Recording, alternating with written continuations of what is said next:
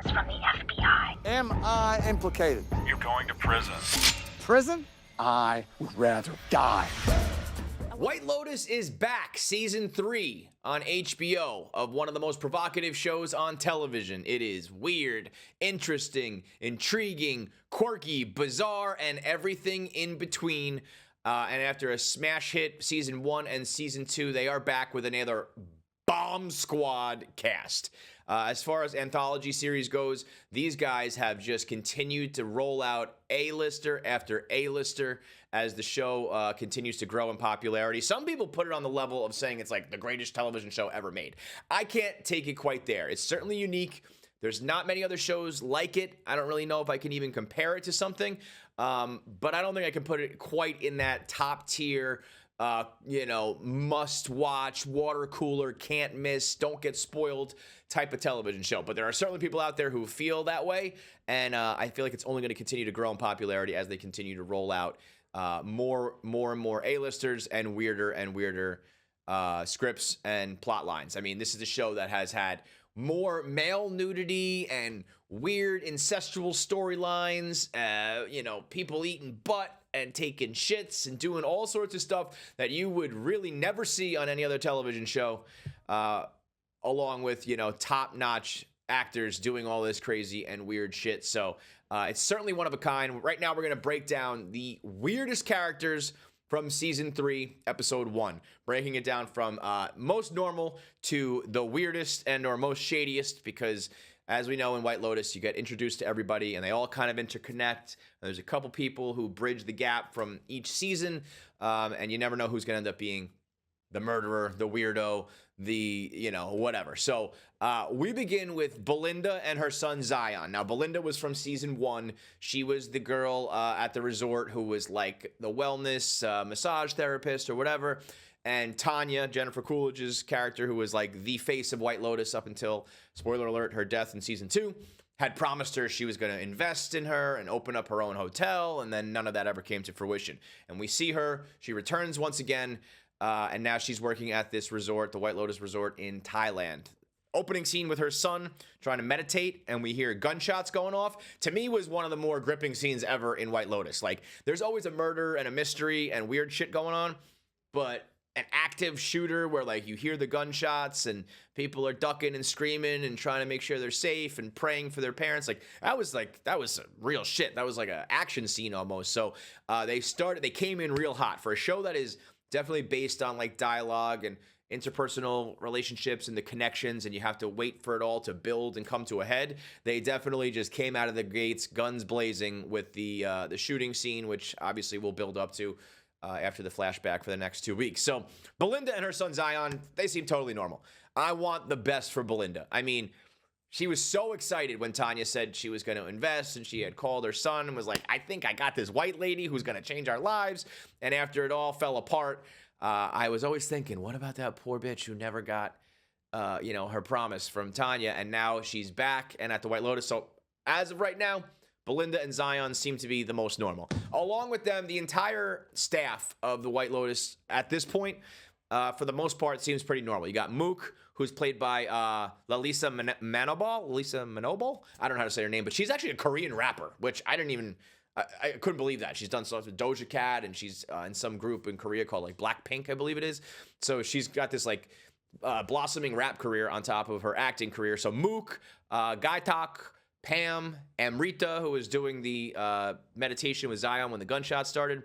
There's the weird Russian guy, Valentin, and Pornchai. All of these, I don't know how to say their name. All of the cast, all of the employees so far seem pretty normal and pretty nice. They're just there to like try to help, the guests. And as of this moment, don't seem very nefarious or weird yet. Although Fabian, the like servant of the main chick, Shritala, he seems a little weird. He kind of seems like he's on some power trip. And he's always bossing people around, and he's just always very skittish and like afraid of the guests and all that. Something's up with him. But aside from Fabian, all of the workers at White Lotus, if Belinda and Zion are a 0 out of 10 on the weirdest right now, the White Lotus staff is at like a 1 out of 10. Like nothing really crazy there. Then we got the girlfriends, the two girls, Chloe and Chelsea. So Chelsea is the girlfriend of Rick Hatchett, who is Walton Goggins. Goggins, I will watch anything that guy does. He's unbelievable. He is one of my favorite actors in the world. Everything he does from 25 years ago up until now, every time he's in a show, he absolutely kills it. And his girlfriend, Chelsea, seems pretty normal. She's just like trying to make her boyfriend happy. She's like, hey man, we're in Thailand. Let's have a good time. She knows something's up with Rick. She can tell, she thinks that maybe he's some sort of criminal. That's why he can't go to Australia. She doesn't really understand why they're in Thailand. But despite that, she seems like she's a pretty chill chick. She's like, you want to go back to the hotel and do a little tantric? Like, that sounds good. Why don't we relax and enjoy the trip? And that's when Rick Hatchett realizes that the whole reason he's come to Thailand is to try to track down this American man, John Hollinger, who is married to Traitors, and he's not there, and that sets him off. We don't know what the connection is there. We don't know what sort of shady business they're in, but we know that it feels like the whole reason Rick came here was to track this guy down, and him not being here has completely set him off. So where Rick starts to register on the weird scale, like you're shady, something weird's going on, you're starting to creep up in that 5 out of 10 range. His girlfriend, Chelsea, seems to be pretty pleasant. She seems like the type of chick you'd want to hang out with at the hotel and have some drinks and do some tantric sex. And that's exactly what goes on with Chloe, who is the girl she meets at the bar. Chloe's having a martini.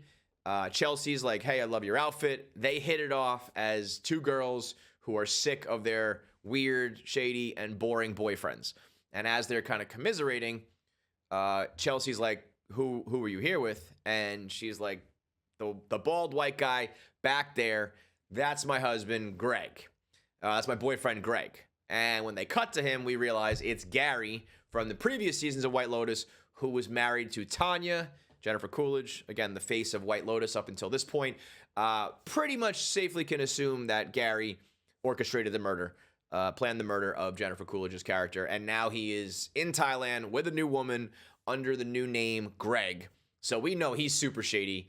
The alias, the ties to Tanya's murder, and now he seems to be like this angry, what do they call them? Losers back home, as Chloe explains that Thailand is just filled with a bunch of bald white men who they call losers back home, who come to Thailand to, throw their money around and try to be cool. But Chloe seems cool. She's like, I got my asshole boyfriend. He's so boring. We live on the house up on the hill. We just come down here for dinner. And how about me and you get shit-faced? So Chloe and Chelsea, I put them at like a 2 out of 10 on the White Lotus weird meter. And then on the other side of things, you have Rick, played by Walton Goggins. He's starting to get shady. He's not really weird per se, but that there's much deeper, more nefarious shit going on with him. I'm putting him up at the 5 out of 10 on the White Lotus weird meter. And then Gary / Greg, this guy's got something going on. We know that he's a potential murderer. I think that he is going to be one of the more important pieces of this whole White Lotus puzzle. I'm putting him up at like the 7 out of 10 for the White Lotus weird meter. Then we've got Sritala, who is like the head of the entire resort. Very intimidating character. Old, like, boss bitch Asian woman. Says, she used to be famous and she has all these movies, and now she, runs this shit. She has this autoimmune disease, so she had to learn about wellness, and so she's kind of mastered this whole industry and now runs this whole resort as, this bad bitch. And she's married to this mysterious American man, John Hollinger, who we have no idea who he is yet or why he's important, why he might be dangerous, or what sort of shady shit is going on with him, and why is Rick trying to track him down all the way across the world. So Sritala is not weird, but she's got this mysterious angle going where I'm like, you're important. Something big is coming with you, and you're going to be the key to something in this season. I'll put her at like a 6 out of 10 on the White Lotus weird meter. Now, we get the most screen time with Sritala when she's talking to the white girls, the white women of the show, which is, again, another trio of just top-notch actors. You've got Jacqueline, who is the famous American actress, played by Michelle Monaghan, We know her from True Detective. Awesome actress. And then she's there with her two friends, Kate, who's played by Leslie Bibb. She was in Iron Man. She was in Talladega Nights. It's one of those faces, you remember as like, oh, that was the hot chick from that movie. And then their other friend, Lori, who is Carrie Coon. Carrie Coon's one of my favorite actresses in the world, from The Leftovers to Fargo to The Sinner.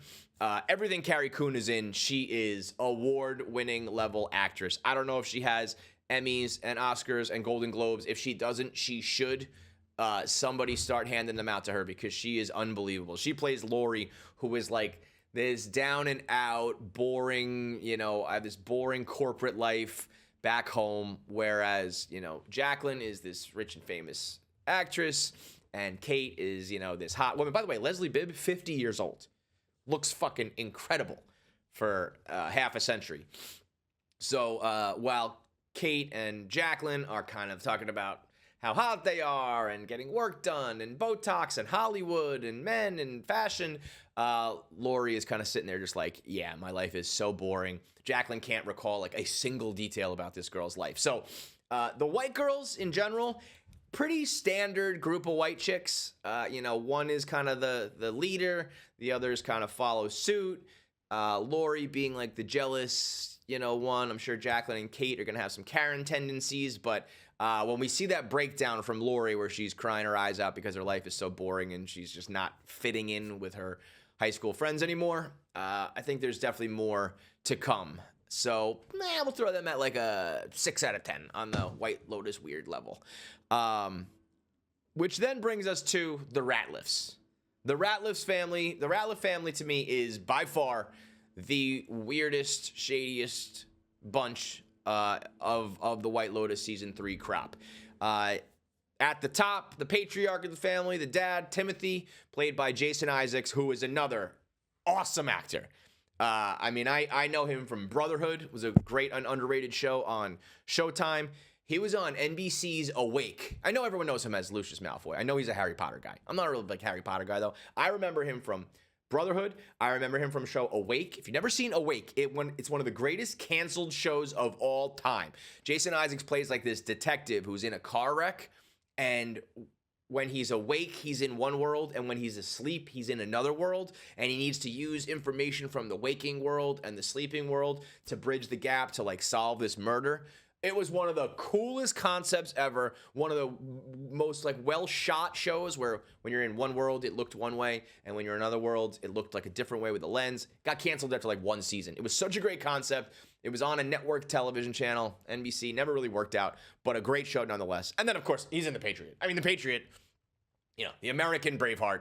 He's the bad guy. Colonel Tavington, I believe his name is in The Patriot. Just an all-time villain, complete motherfucker that Mel Gibson has to take out.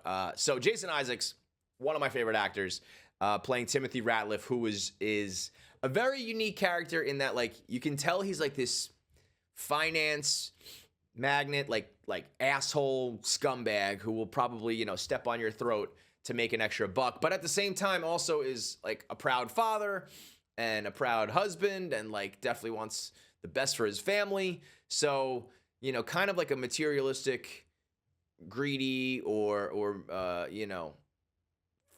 corporate asshole, but in a weird way also seems to be, trying to just be the man that he's supposed to be as a husband and a father.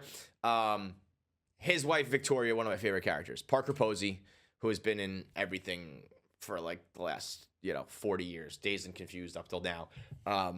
Just as this Xanaxed out, mom who with the most over-the-top Southern accent, who, just thinks that her completely deranged family is the end-all be-all, that her kids are perfect, that her husband is perfect.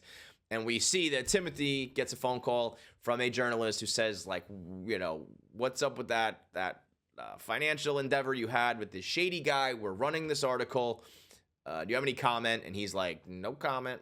Like, I don't want any part of this. Well, we know that some sort of weird, shady shit in the finance world went down that he definitely does not want coming to light. And Victoria has no idea about any of this. She just thinks that her children and her husband are like the picture perfect family. And, despite the fact that she's zannied out, just falling asleep at the table, popping pills, drinking martinis, she thinks that, the world is perfect because she has her 3 beautiful little kids. She's got Piper, who is supposed to be traveling to Thailand to interview some monk at some monastery, which she clearly has no intention of doing. This is made up. This is the whole reason why the family is traveling to Thailand. When the father asks her, like, what are the details of this interview? She's like, oh, yeah, I'll set it up soon. He's like, you haven't even fucking set it up yet? We traveled across the world for an interview that you haven't even, like, contacted this monk about? So we'll see what's going on with Piper. And there's Lachlan Ratliff, who is the youngest, who is deciding between going to North Carolina and Duke. Half of his family are Tar Heels. The other half of his family are Blue Devils, and they're pulling him in either direction. As he just seems to be like a kid who is just trying to like find his way and needs to make this big decision. He's getting pressured from his parents. His dad wants him to go to Duke and says there's no debate. His mother is whispering, you got to go to the North Carolina. And then his older brother, played by Patrick Schwarzenegger, Saxon, the fucking weirdest character in this whole season. The overly hyper-sexual, weirdo older brother who not only is talking about how hot his sister is and whether or not she's having sex, but also asking his youngest brother what kind of porn he likes to watch. Do you like to watch gangbangs or bukkakis? Before getting up in the hotel room after insisting that the younger brother would stay in the room with him, gets up fully naked, walks into the bathroom with porn on his iPad, just dong hanging, making eye contact with his brother before he just slides the door shut and starts cracking stick. The dynamic between Saxon and Lachlan Ratliff is bananas. I mean, just gross, weird, hypersexual, incestual vibes where like Lachlan's looking at him like kind of intrigued by the whole thing, and Saxon's like, what, you want to jerk off, bro? Like, don't you watch porn? Do you think our sister's having sex? Like, just some of the weirdest sibling behavior I've ever seen, and definitely like very in line with the White Lotus vibe of just like bizarre sexual shit that makes you go, the fuck is going on here? So to me, the Ratliffs, 10 out of 10 on the White Lotus weird meter. Saxon being the highest. Saxon is just like this absolutely, like, if the Duke lacrosse case was ever actually a real thing, it would be Saxon Ratliff. He is the one who like would have perpetuated the whole thing.